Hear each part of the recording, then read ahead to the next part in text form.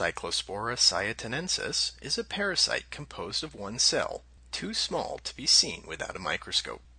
This parasite causes an intestinal infection called cyclosporiasis. In the United States, outbreaks of the infection have been linked to imported produce. In fact, in 2015, an outbreak associated with contaminated cilantro infected close to 500 people in 30 states, according to the Centers for Disease Control and Prevention. Cyclospora is spread by people ingesting something, such as food or water, that was contaminated with feces. Cyclospora needs time, usually days to weeks, after being passed in a bowel movement to become infectious for another person. Therefore, it is unlikely that cyclospora is passed directly from one person to another in most circumstances. People living or traveling in tropical or subtropical regions of the world may be at increased risk for infection because cyclosporiasis is endemic in some countries in these zones. In these areas, not only can consuming contaminated foods or water put someone at risk, but any time there is a sanitary sewer overflow or flooding event that may contain sewage that contaminates a home or building, the potential for exposure may exist. The CDC reports that the time between becoming infected and becoming sick is usually about 1 week. Cyclospora infects the small intestine and usually causes watery diarrhea. Other common symptoms include loss of appetite, weight loss, stomach cramps and pain, bloating, increased gas, nausea, and fatigue.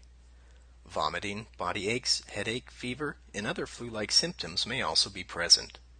However, some people who are infected with cyclospora do not have any symptoms.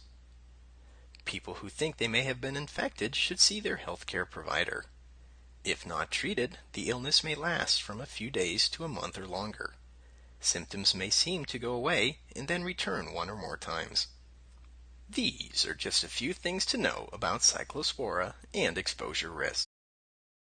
So Cyclospora is a protozoan, meaning it is a single-celled organism that we would call a parasite that can cause diarrheal illness.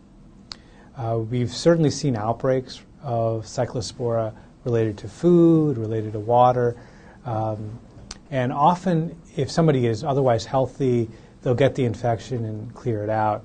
However, people who are immunocompromised, have poor immune systems for whatever reason, can have more severe disease and also more prolonged disease. We occasionally see outbreaks related to Cyclospora, and different foods can be implicated. Often it's because they're being grown in contaminated water or being somehow exposed to contaminated water from some point from where it's grown to the point that it's consumed. And so we are still seeing occasional outbreaks related to Cyclospora, but also other gastrointestinal pathogens. And so it becomes an issue of food safety. I think it's really important that we support the regulatory agencies that keep us safe. So Food and Drug Administration, the USDA, the CDC, local and state public health organizations. These are the folks that really tirelessly work to keep us safe.